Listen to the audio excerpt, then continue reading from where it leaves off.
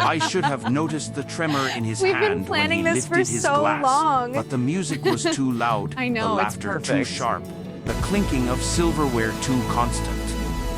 I missed the storm in his eyes. It was my 34th birthday, and the house was overflowing with people, friends, co-workers, neighbors. Warm light filled every corner, champagne flowed endlessly, and I stood at the center, posing for pictures, soaking in every bit of attention. Daniel, my husband, lingered at the edge of it all, quieter than usual. I brushed it off. He was always like that, the observer rather than the center of the room. The laughter started when Greg, my coworker, made a joke about Daniel being the silent plus one. The kind of comment that cuts beneath the skin, but the crowd erupted. Another voice chimed in, calling him a ghost. Someone else joked he looked more like my driver than my husband. The laughter rolled through the house like a wave. I laughed too loud, a little tipsy, carried by the moment. But when I turned toward Daniel, his face was unreadable. Then he picked up the microphone. The noise fell flat.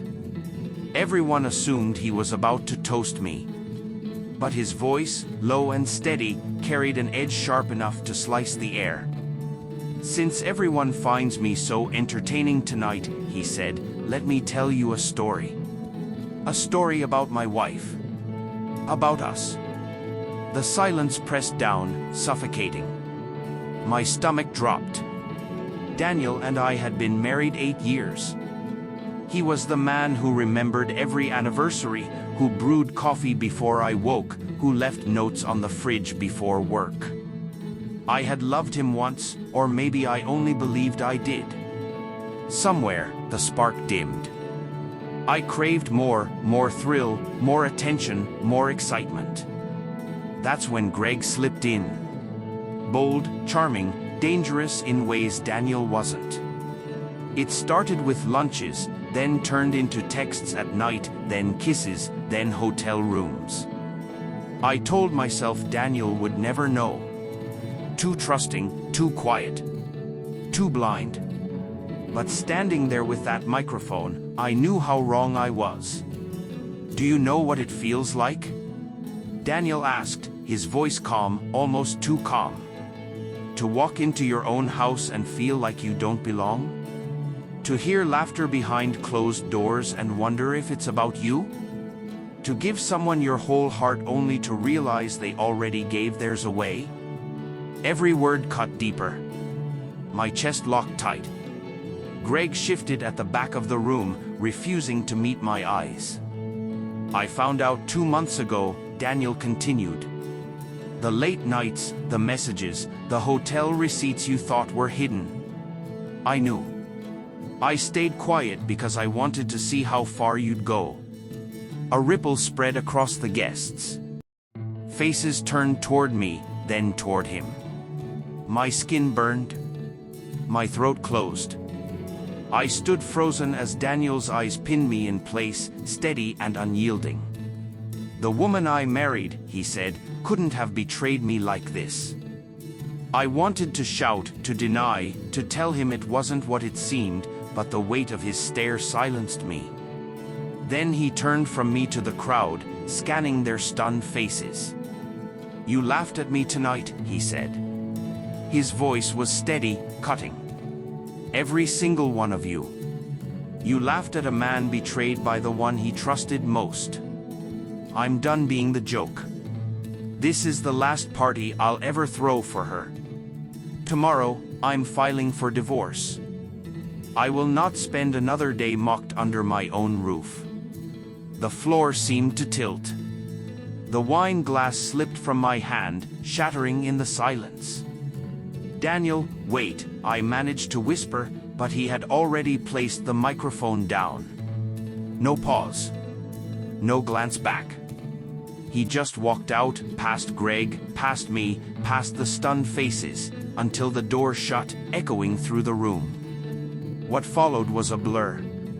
Murmurs, pitying stares, guests slipping out without a word. Greg vanished too, without so much as a glance. My birthday cake sat untouched, its candles melting into pools of wax until they fizzled out. When the last guest left, the house was silent. I sank to the floor, staring at the broken glass, realizing my marriage had cracked just as easily. The days after blurred together.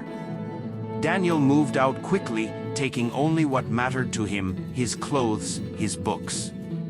The photos of us he left behind, as though erasing himself from our life completely. That hurt worse than if he'd taken them. When the divorce papers came, my hands shook so hard I could barely sign. The words were cold, legal, final. He was done. I called him again and again. He never answered. I sent messages, begged for one conversation, swore I would change. His silence screamed louder than any fight we ever had. Greg vanished too, leaving me with nothing but guilt and the echo of Daniel's voice silencing an entire room. Months later, I saw him across the street at a cafe. He looked lighter, freer. Sitting with someone new, a woman whose laugh was warm and unforced, her hand resting on his like it belonged there. He didn't see me. Maybe that was better. Because in that moment, I knew the truth. Daniel hadn't just left me. He had freed himself. The man we once mocked, the quiet, patient husband, he finally spoke. And when he did, he didn't just silence a room. He ended our life together. And me? I was left with the hollow echo of that night and the truth I couldn't escape. Sometimes the laughter we believe gives us power is the very thing that destroys us. So tell me, if you were in Daniel's shoes, would you have stayed silent, or would you have walked away too?